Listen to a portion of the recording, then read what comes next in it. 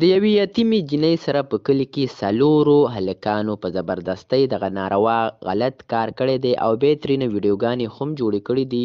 کتونکو دغه جینۍ نوم چې زینت دی او دغه هلک دغه زینت دوی پټو ته راغوښتې وه او هلته یې دغه خپل ملګري ورته کېنولي ول. د هغه هلک نوم فیضان دی.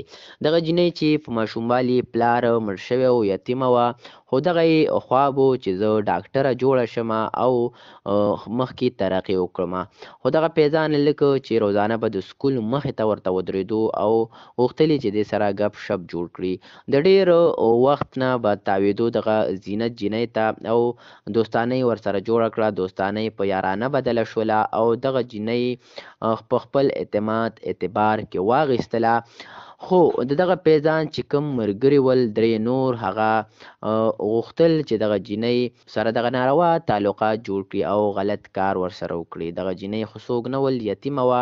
نو دغه هلکان راپاڅېدل او فیضان ته یې وویل که هغه دغه جینۍ په تا دومره بروسه کوي نو ته یې یوه شپه د کور نه بهر راوباسه. فیضان په خپل ځان باندې اعتماد و او جینۍ په دومره اعتبار کې اخیستې وه چې په سبا یې زینت ته وویل چې ته د شپې راوځه او دلته دې ته راشه. هغه هم چې بروسه پرې کوله نو د شپې ورله راوتې ده او د پټو سایډ ته راغلې ده. نو فیضان ورته ویلي دي چې لږ وخت پس به موږ واده کوو. نو او جینۍ نوره هم خوشحاله شوې، خو چې د داسې 15 منټه تېر شوي دي نو یو درې هلکان نور هم راوتي چې په لاسونو کې یې موبایل نیولې وې او د دې نه یې ویډیوګانې جوړولې او بیا یې ورسره دغه ناروا کار هم وکړو.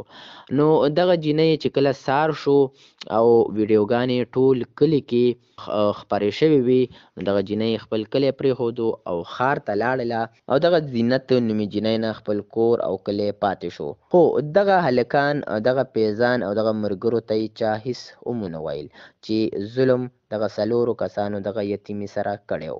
نو کتونکو د ویډیو جوړولو مقصد مو دا و چې کوم کلي کې داسې یتیمانان او بې سهاره اوسېږي، داسې ظلم، زیاتې او بې عزتي نه ده کول پکار. هغوی سره مرسته کول پکار دي. داسې بې غیرته خلک ډېر شته دي، د داسې یتیمانانو د بې سهارۍ نه غلطه پیدا اخلي او غلطې استعمال کړي.